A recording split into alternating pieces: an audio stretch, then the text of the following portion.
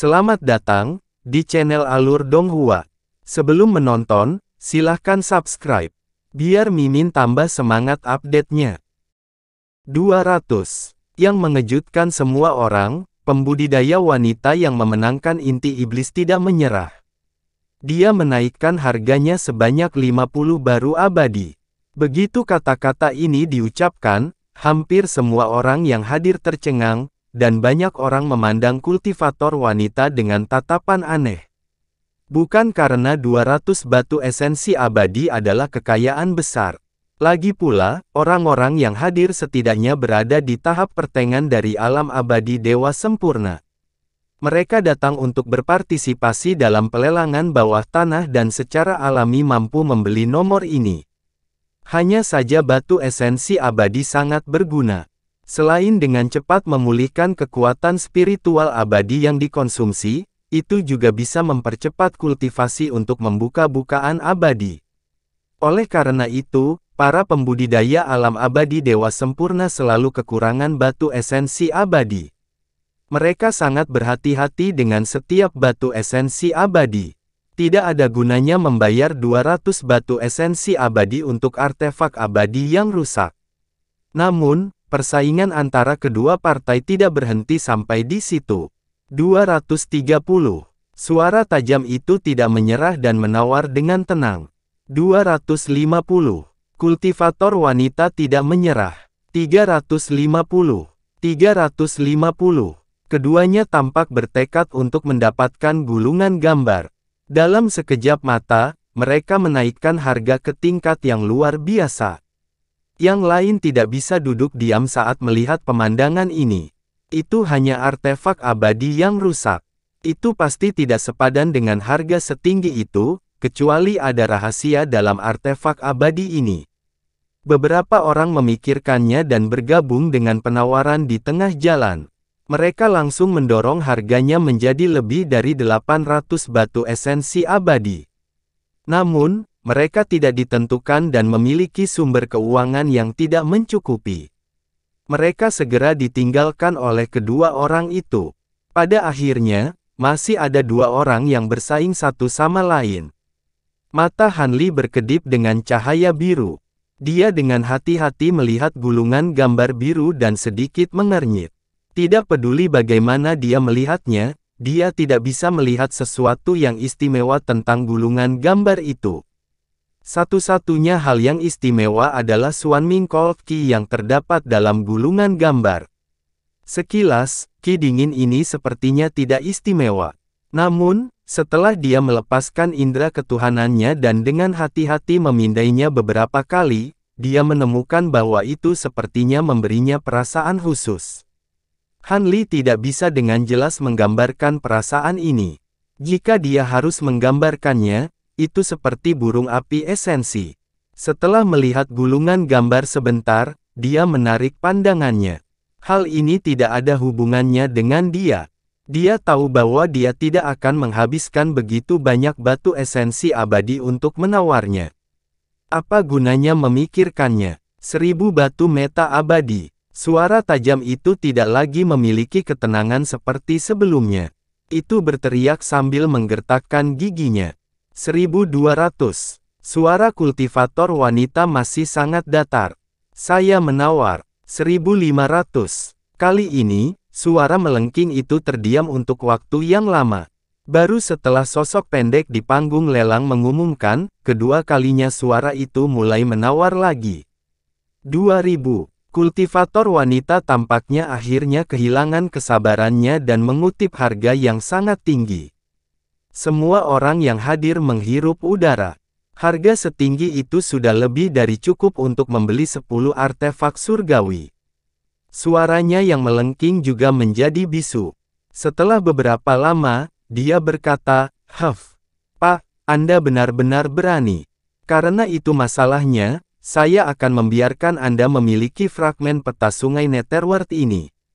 Setelah mengatakan itu, pria itu berdiri, berbalik dan berjalan keluar. Han Li melihat sosok yang pergi dan diam-diam menebak bahwa orang ini tidak mungkin gagal dalam penawaran dan ingin menggunakan cara lain untuk merebut barang itu, jadi dia pergi lebih awal untuk membuat pengaturan. Memikirkan hal ini, dia tidak bisa tidak melirik pembudidaya wanita tidak jauh dari sana. Orang itu duduk di sana dengan tenang tanpa bergerak, seolah-olah dia tidak khawatir sama sekali. Juru lelang pendek juga tampak sedikit bingung. Baru sekarang dia mengumumkan kepemilikan Netherfrost Mountains dan River Map. Semua orang yang hadir merasa menyesal, tetapi dapat dikatakan bahwa mereka telah menonton pertunjukan hebat yang membuat mereka tidak bisa berkata apa-apa. Lelang dengan cepat berlanjut dan barang-barang yang muncul menjadi semakin berharga. Semua jenis harta langka muncul satu demi satu, menyebabkan jantung Han Li berdebar kencang. Sayangnya, tidak ada bahan pil dao yang dia cari di antara barang-barang ini. Adapun harta lainnya, meskipun dia memiliki banyak batu esensi abadi, dia tidak begitu kaya. Dia masih harus memurnikan pil nanti, jadi dia hanya bisa menahan rasa sakit dan melihat barang-barang ini terlepas dari matanya. Setelah 1 jam lagi, barang lelang terakhir dibeli, dan lelang akhirnya berakhir. Baiklah, pelelangan telah berakhir. Sekarang saatnya pertukaran gratis. Rekan-rekan Taois, jika Anda memiliki harta yang ingin Anda jual, Anda dapat naik ke atas panggung dan memajangnya. Saya berharap Anda dapat menukar barang yang Anda suka, kata juru lelang pendek dan berjalan menuruni panggung lelang dengan 2 orang di sampingnya. Begitu dia selesai berbicara, cahaya putih langsung terbang dengan kecepatan ekstrim dan mendarat di panggung pelelangan dalam sekejap. Orang lain yang hendak naik ke atas panggung hanya bisa berhenti dengan menyesal saat melihat pemandangan ini. Dalam pertukaran semacam ini, secara alami lebih baik bergerak sedini mungkin. Kalau tidak, itu bukan pengalaman yang baik untuk menonton harta karun terlepas dari mata seseorang. Haha, rekan Taois, aku tidak berbakat, jadi aku akan mengambil langkah pertama. Orang di atas panggung menangkupkan tangannya ke arah yang lain dan tertawa. Suaranya agak serak dan sepertinya milik seorang lelaki tua. Ketika yang lain melihat ini, mereka tanpa daya kembali ke tempat duduk mereka. Hanya sosok tinggi dan kurus yang tetap berdiri. Menghadapi orang di atas panggung, dia terkekeh dan berkata, "Hehe, teknik gelombang cahaya yang positif saudara Qiu sangat cepat. Setiap kali saya berpartisipasi dalam pertemuan pertukaran dengan Anda selalu memimpin." Aku bertanya-tanya siapa itu. Jadi Kakak Fu juga datang.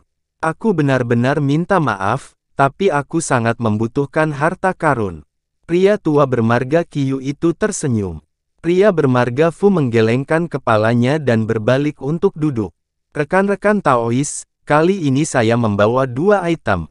Dengan mengatakan itu, Pak Tua Qiu membalik tangannya dan mengeluarkan 2 kotak batu giok, 1 besar dan 1 kecil. Dengan lambaian lengan bajunya, tutup kotak itu terbuka untuk memperlihatkan isinya. Di dalam kotak batu giok besar itu ada tangkai spirit grass yang tingginya sekitar 1 kaki. Bentuknya seperti bambu muda dan daunnya sangat sedikit, hanya 12. Yang sangat aneh adalah bahwa masing-masing dari ke-12 daun itu memiliki warna yang berbeda dan memancarkan lingkaran cahaya yang berbeda. Ini adalah rumput daun bambu roh surgawi. Ia menumbuhkan 1 daun setiap 10.000 tahun. Dengan kata lain, ia telah mencapai usia pengobatan 120.000 tahun. Adapun efeknya, saya yakin semua orang tahu tentang itu, jadi saya tidak akan menjelaskannya secara detail. Segera setelah itu, Penatua Qiu membuka kotak batu giok yang lebih kecil, di dalamnya ada pasir keemasan halus yang berkilauan dengan cahaya keemasan yang menyilaukan. Hanya dengan melihatnya saja akan menyebabkan seseorang merasakan sakit yang tajam. Kotak ini berisi vas yang enigmatik gold sand. Ini adalah bahan yang luar biasa untuk menempa pedang terbang tipe logam. Itu juga dapat dicampur dengan artefak immortal lainnya untuk meningkatkan ketangguhan dan ketajaman artefak immortal, Tetua Qiu melanjutkan. Ada keributan di bawah panggung. Semua orang jelas tertarik pada dua barang yang diambil Pak Tua Qiu. Pak Tua Qiu berhenti sejenak sebelum menyatakan permintaannya, rumput daun bambu roh surgawi ini, saya ingin menukarnya dengan rumput pembuka meridian yang berusia lebih dari 100.000 tahun. Adapun kotak pasir emas yang mendalam yang luas ini, saya ingin menukarnya dengan materi spiritual yang mengandung kekuatan hukum atribut bumi. Mata Hanli berkedip saat dia melihat rumput daun bambu roh surgawi. Rumput daun bambu roh surgawi adalah rumput roh yang mengandung jejak hukum racun. Dengan itu sebagai katalis obat, secara teoritis bisa digunakan untuk meramu pil roh yang bisa menyembuhkan segudang racun. Meskipun dia juga memiliki beberapa ramuan penawar racun di kebun obatnya, mereka tidak bisa dibandingkan dengan harta langka ini. Sayangnya, dia belum pernah mendengar tentang Meridian Opening Grass. Jelas bahwa pihak lain tidak akan setuju untuk menukarnya dengan batu esensi abadi. Adapun kotak pasir emas mendalam yang luas, dia tidak peduli. Pada saat itu, seorang kultivator kurus berdiri. Dengan lambaian tangannya, lampu merah melesat keluar, membungkus kotak giok panjang dan menempatkannya di panggung pelelangan. Rekan Taois, apa pendapatmu tentang rumput pembuka meridian ini? Pak Tua Qiu mengambil kotak giok itu dan membukanya sedikit. Dia segera menutupnya dan berkata, "Deal." Kemudian dia melambaikan tangannya dan melepaskan cahaya putih yang mengirimkan daun bambu roh surgawi ke kultivator kurus. Ketika Hanli melihat ini, dia menghela nafas dengan menyesal. Pak Tua Qiu mengambil kotak vas yang profound gold sand dan bertanya beberapa kali. Melihat tidak ada yang merespon, dia hanya bisa menyimpannya dan meninggalkan panggung. Saat dia meninggalkan panggung, cahaya hijau melesat dan bergegas ke panggung. Itu adalah pria bermarga Fu. Hehe, aku tidak begitu kaya. Kali ini, aku hanya membawa dupa pemecah penghalang 7 roh. Sangat berguna bagi dewa sejati untuk membuka bukaan abadi mereka. Jika dupa ini dinyalakan, itu dapat meningkatkan tingkat keberhasilan hingga 10%. Pria bermarga Fu mengeluarkan kotak cendana merah dan membukanya untuk memperlihatkan seikat dupa merah dan hitam. Meskipun tidak menyala, aroma aneh yang tak terlukiskan menyebar. Praktis tatapan semua orang turun ke dupa merah dan hitam ketika mereka melihat ini, dan tatapan mereka mengungkapkan ekspresi yang kuat. Item roh semacam ini yang dapat membantu menembus alam secara alami adalah yang paling populer. Pria bermarga Fu itu tampak puas dengan reaksi orang banyak dan berkata, "Saya ingin menukar dupa ini dengan buah mus Heavenmang." Hanli tidak terlalu tertarik dengan ini. Bagaimanapun, dia saat ini mengandalkan sejumlah besar pil langka untuk membuka bukaan abadi. Dupa ini paling banyak merupakan lapisan gula pada kue dan tidak diperlukan. Lagi pula, bahkan jika dia mendapatkannya, dia tidak memiliki kemampuan untuk melipat gandakannya seperti obat roh. Meskipun Seven Spirit Barrier Breaking Incense langka dan berharga, buah mus Heavenmang bukanlah sesuatu yang bisa diperoleh dengan mudah. Pria bermarga Fu itu bertanya beberapa kali, tetapi tidak ada yang menjawab. Melihat hal tersebut, beberapa orang menyarankan untuk menukar item spirit lainnya atau langsung membelinya dengan batu esensi abadi. Sayangnya, pria bermarga Fu itu menolak mentah-mentah dan segera turun. Pertemuan pertukaran berlanjut. Satu persatu, para kultivator yang semula duduk di bawah panggung naik ke atas panggung dan memperlihatkan barang-barang yang ingin mereka tukarkan. Beberapa beruntung dan berhasil menukar barang yang mereka sukai, sementara yang lain mengeluarkan barang yang jauh melebihi harapan mereka dan setuju. Tetapi untuk sebagian besar, mereka hanya menampilkan barang mereka di atas panggung dan tidak benar-benar berhasil menukarnya. Ini normal. Lagi pula, skala pelelangan kali ini tidak besar, sedangkan sebagian besar pembudidaya yang hadir di sini bukanlah dewa lepas, dan mereka tampaknya memiliki status yang agak tinggi di permukaan.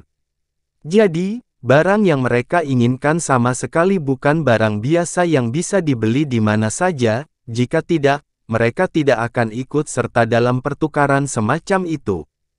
Han Li dengan tenang duduk di sana dan tidak bersaing dengan mereka yang berbondong-bondong ke atas panggung.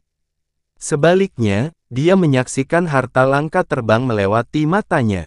Dapat dikatakan bahwa ini adalah kesempatan baginya untuk memperluas wawasannya. Di masa lalu, dia tidak memiliki banyak kesempatan seperti ini. Saat pertukaran berlanjut ke paruh kedua panggung, orang-orang yang naik ke panggung secara bertahap berhenti berkelahi. Kadang-kadang, setelah seseorang turun, akan ada keheningan yang canggung untuk beberapa saat sebelum seseorang naik lagi. Han Li melihat bahwa tidak ada tanggapan dari kerumunan untuk waktu yang lama dan hendak bangun, tetapi kemudian dia melihat cahaya hitam terbang di depannya dan mendarat di atas panggung. Tubuh orang ini melonjak dengan ki hitam yang dapat dilihat dengan jelas melalui lapisan cahaya, memancarkan aura yin yang sangat kuat.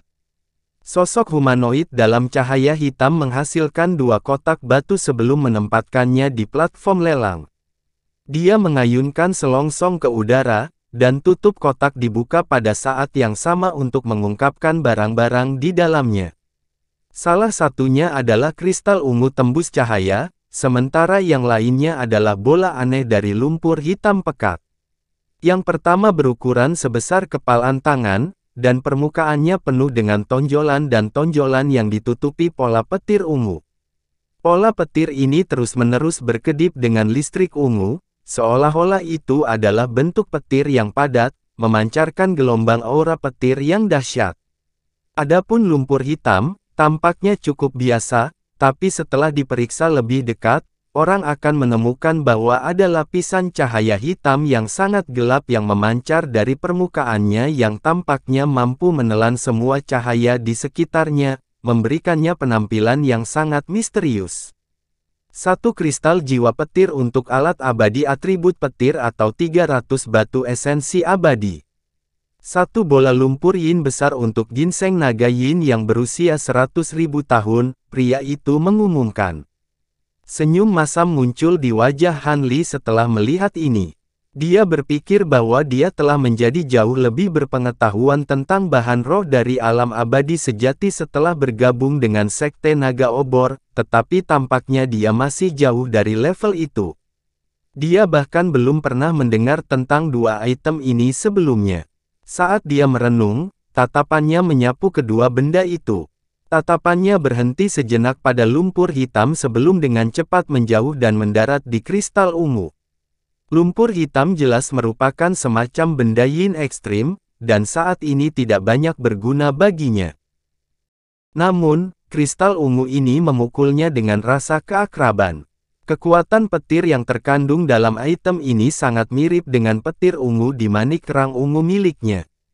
Semakin Han Li melihatnya, semakin dia dikejutkan oleh kemiripannya, dan dia tidak bisa tidak berspekulasi bahwa item ini juga berasal dari lautan badai petir. Selain itu, meskipun kristal ungu itu tidak terlalu besar, kekuatan petir yang terkandung di dalamnya jauh lebih banyak daripada manik kerang ungu miliknya. Ada gumpalan fluktuasi spiritual yang berasal dari bagian terdalam dari kristal, seolah-olah kekuatan petir di dalamnya begitu melimpah sehingga tampaknya telah mencapai suatu kecerdasan. Han Li dengan hati-hati memeriksa kristal petir dengan tatapan kontemplatif di matanya. Tepat pada saat ini, tubuhnya bergetar ketika sebuah suara terdengar di benaknya. "Teman Han, kamu harus memenangkan kristal jiwa petir ini. Ini sangat berguna bagiku," kata Taois Xie kepada Han Li secara telepati. Sejak bergabung dengan boneka Golden Immortal, Taois Xie berada dalam kondisi hibernasi. Han Li telah mencoba untuk berkomunikasi dengannya beberapa kali, tetapi tidak mendapat tanggapan. "Rekan Taois Xie, apa Lightning Soul Crystal ini, dan apa fungsinya untukmu?" Han Li bertanya. Kristal jiwa petir adalah jenis khusus dari kristal petir yang hanya dapat diproduksi di tempat-tempat di mana kekuatan petir dan petir sangat padat. Selain kekuatan petir dan petir yang berlimpah, itu juga mengandung jenis khusus dari kekuatan jiwa. Tidak hanya bermanfaat bagi mereka yang mengolah seni kultivasi petir, itu juga dapat digunakan untuk memelihara jiwa seseorang dan menghindari setan batin. Saya telah mencoba yang terbaik untuk menyatu dengan boneka Dewa Emas akhir-akhir ini, tetapi kemajuannya sangat lambat.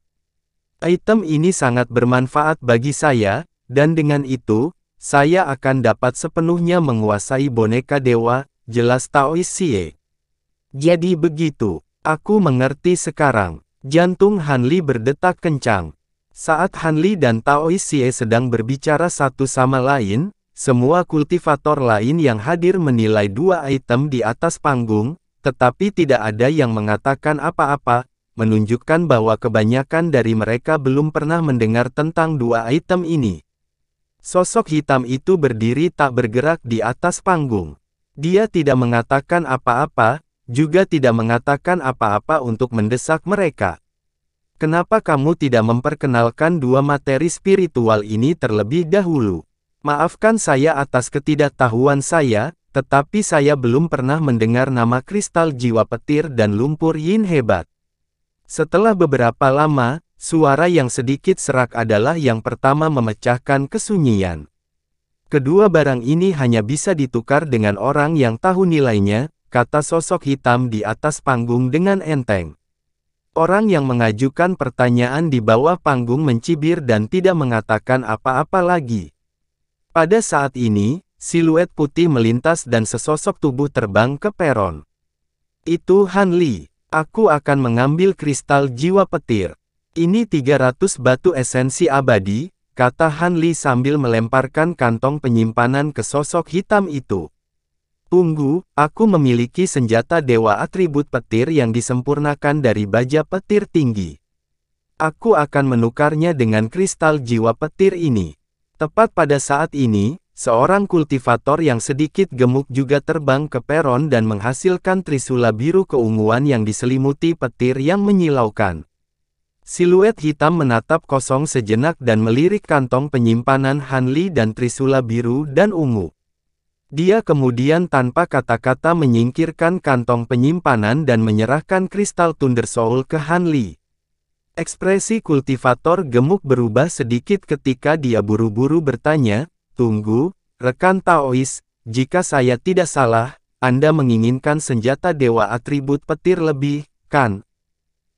"Itu benar. Namun, kamu agak terlambat," kata sosok hitam itu dengan nada tenang. "Jangan menyesali keputusanmu." Kultivator gemuk sedikit goyah setelah mendengar ini sebelum menilai sosok hitam itu, sepertinya tidak mengharapkan dia melakukan sesuatu seperti ini. Namun, dia masih menyingkirkan trisula biru keunguan sebelum terbang kembali ke tempat duduknya. Hanli memandangi sosok hitam itu dengan sedikit keterkejutan di hatinya, tapi itu dengan cepat digantikan oleh sedikit kekaguman. Terlepas dari apakah itu di dunia manusia, alam roh, atau alam abadi sejati, sangat jarang seseorang dapat mempertahankan kata-kata mereka dan melakukan ini. Lagi pula, untuk kultivator dewa sejati tahap menengah, selama mereka bersedia berusaha, itu hanya masalah waktu sebelum mengumpulkan 300 batu esensi abadi. Namun, alat abadi yang cocok untuk mereka mungkin tidak mudah didapat, terutama yang berisi hukum petir. Mungkin pria ini menyadari nilai kristal jiwa petir, seperti Taois Xie, tetapi dia enggan berpisah dengan alat abadi atribut petir ini, itulah sebabnya dia berada di atas angin. Saat pikiran ini melintas di benaknya, dia mengangguk ke sosok hitam itu sebelum kembali ke tempat duduknya. Begitu Hanli duduk, suara mendesak Taois Xie terdengar di benaknya, "Cepat dan berikan aku kristal jiwa petir." Hanli tidak mengatakan apa-apa dan mengirim kristal jiwa petir ke Taois Xie. Petir emas melintas dari tubuh Taois Xie, dan kristal jiwa petir menghilang ke dalam tubuhnya. Namun, ketika Hanli kembali ke tempat duduknya, dia sedikit goyah saat melihat ini. Kursi Su Tiansheng kosong, dan dia tidak tahu kapan dia pergi. Dia melihat sekeliling untuk menemukan bahwa Su Tiansheng tidak terlihat, jadi sepertinya dia benar-benar pergi. Alis Han Li berkerut sedikit, tapi dengan cepat mereda. Sosok hitam itu menunggu beberapa saat lagi, dan setelah memastikan bahwa tidak ada yang mengatakan apa-apa, dia mengambil kotak Hai Yin Clay dan terbang ke bawah. Saat Han Li melihat ini, dia langsung berdiri dan hendak terbang ke atas panggung. Kamu pasti rekan Daois Li, kan? Suara dingin tiba-tiba datang dari samping. Angin harum bertiup, dan sosok yang diselimuti cahaya putih duduk di kursi Su Tiansheng. Itu adalah kultivator wanita yang telah menawar harga tinggi untuk fragmen peta Sungai Styx. Anda, Han Li bertanya dengan alis berkerut. Kultivator wanita tidak menjawab pertanyaan Han Li. Sebaliknya, dia tersenyum. Han Li ragu sejenak sebelum duduk dan mengangguk sebagai jawaban. Aku kebetulan melihatmu memperdagangkan Crimson Cloudfire Crystal dengan sesama kultivator itu. Aku yakin kamu memiliki lebih banyak kristal ini, kan? Aku sangat membutuhkannya, jadi maukah kamu berpisah dengan mereka? Saya tidak akan mengecewakan Anda, dan saya bersedia membayar 100 batu esensi abadi untuk sepotong Crimson Cloudfire Crystal seukuran kepalan tangan, kata kultivator wanita dengan tulus. Kamu sepertinya tahu berapa banyak Crimson Cloudfire Crystal yang aku miliki, dan kamu bahkan tahu nama belakangku. Apakah Su Tiansheng memberitahumu itu? Han Li bertanya dengan tenang. Kultivator wanita itu mengangguk setelah ragu-ragu sejenak. Memang, aku baru mendengarnya dari orang itu. Ekspresi Han Li tetap tidak berubah, tetapi sebuah pikiran melintas di benaknya. Meskipun Crimson Cloudfire Crystal sangat berharga, dia memiliki banyak, dan itu tidak penting baginya saat ini, jadi dia bisa menjualnya untuk batu abadi. Namun, dia mungkin membutuhkannya di masa depan, jadi dia mungkin menyesal menjualnya sekarang. Rekan Han, setujui, suara Taois Xie tiba-tiba terdengar. Mata Han Li berkedip, dan dia mentransmisikan suaranya, mengapa? Aku akan memberitahumu setelah aku benar-benar menyatu dengan boneka emas abadi, jadi setujui untuk saat ini, kata Taois Xie. Setelah itu, suara Taois Xie terdiam lagi. Alis Han Li sedikit berkerut setelah mendengar kata-kata Taois Xie, tetapi setelah jeda singkat, dia mengangguk ke kultivator wanita. Baiklah, aku bisa menjualnya padamu. Itu benar-benar keputusan yang bijak. Saya khawatir tidak ada orang lain yang mampu membayar harga itu, kata kultivator wanita dengan dingin, tetapi ada sedikit kegembiraan dalam suaranya. Han Li tidak mengatakan apa-apa lagi saat dia menyapukan tangan ke kantong penyimpanannya. Cahaya biru menyala, dan kantong penyimpanan baru muncul di telapak tangannya, yang dia serahkan kepada wanita itu. Kultivator wanita menerima kantong penyimpanan dan memindainya dengan indera spiritualnya, lalu melambaikan tangannya tanpa ragu untuk mengeluarkan kantong penyimpanan lain. Han Li menangkap barang itu dan hanya meliriknya sebelum mengangguk sebagai jawaban. Setelah kultivator wanita memberi hormat sekali lagi pada Han Li, dia berbalik dan kembali ke tempat duduknya. Alis Han Li sedikit berkerut saat dia melihat kultivator wanita itu pergi. Meskipun mereka dipisahkan oleh penghalang cahaya, indera spiritualnya yang kuat memungkinkan dia untuk samar-samar melihat sosok buram kultivator wanita, dan dia merasa seolah-olah dia pernah melihatnya di suatu tempat sebelumnya. Itu benar, wanita bertopeng berbaju merah yang tinggal di sebelah, kenang Han Li segera.